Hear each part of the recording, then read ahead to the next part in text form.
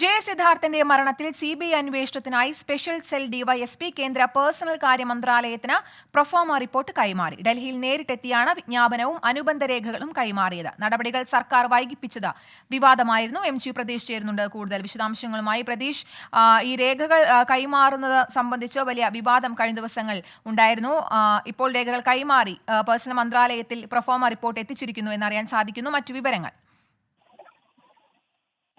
കീർത്തന, സിദ്ധാർത്ഥന്റെ മരണവുമായി ബന്ധപ്പെട്ട് CBIക്ക് അന്വേഷണം കൈമാറുന്നതിൽ അടിമുടി വീഴ്ചയാണ് ആഭ്യന്തര വകുപ്പിന് സംഭവിച്ചത്. ഇതിന് പിന്നാലെയാണ് ഈ വീഴ്ചകൾ സർക്കാർ തിരിച്ചറിഞ്ഞതോടെ അടിയന്തര ഇടപെടൽ ഉണ്ടായത്.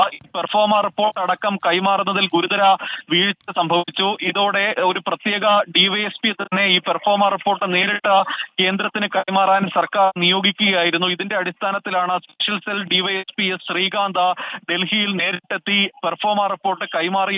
കേന്ദ്ര പേഴ്സണൽ കാര്യ മന്ത്രാലയത്തിനാണ് DYSP റിപ്പോർട്ട് കൈമാറിയത്. നേരിട്ട് കൈമാറുന്നതിന് മുമ്പ് തന്നെ ഇന്നലെ ഇമെയിലായും ഇതുമായി ബന്ധപ്പെട്ടുള്ള രേഖകൾ കൈമാറിയിരുന്നു. അതിന് പിന്നാലെയാണ് നേരിട്ടെത്തിയും രേഖകൾ കൈമാറിയത്. പെർഫോമ റിപ്പോർട്ട് അടക്കം ലഭിച്ചെങ്കിൽ മാത്രമേ CBIക്ക് അന്വേഷണം ഏറ്റെടുക്കാൻ കഴിയുകയുള്ളൂ. അതാണ് സർക്കാരിന്റെ വീഴ്ചയായി പ്രതിപക്ഷവും സിദ്ധാർത്ഥന്റെ കുടുംബവും അടക്കം ചൂണ്ടിക്കാണിക്കുന്ന കാര്യം. ആഭ്യന്തര വകുപ്പിൽ ഇതുമായി ബന്ധപ്പെട്ട വീഴ്ച സംഭവിച്ചുവെന്നും അതിന്റെ അന്വേഷണം അടക്കം നിലവിൽ നടന്നു വരികയാണ്. ആഭ്യന്തര വകുപ്പിൽ തന്നെ 3 ഉദ്യോഗസ്ഥരെ ഇന്നലെ അന്വേഷണ വിധേയമായി സസ്പെൻഡ് ചെയ്തിരുന്നു. ഇതിന് പിന്നാലെയാണ് വളരെ വേഗം തന്നെ സർക്കാർ ഈ നടപടി എടുത്തിരിക്കുന്നത്. എന്തായാലും ഇത്രയും വേഗം തന്നെ സിദ്ധാർത്ഥന്റെ മരണം CBI ഏറ്റെടുക്കുമെന്നതാണ് നമുക്ക് മനസ്സിലാക്കാൻ കഴിയുന്ന കാര്യം.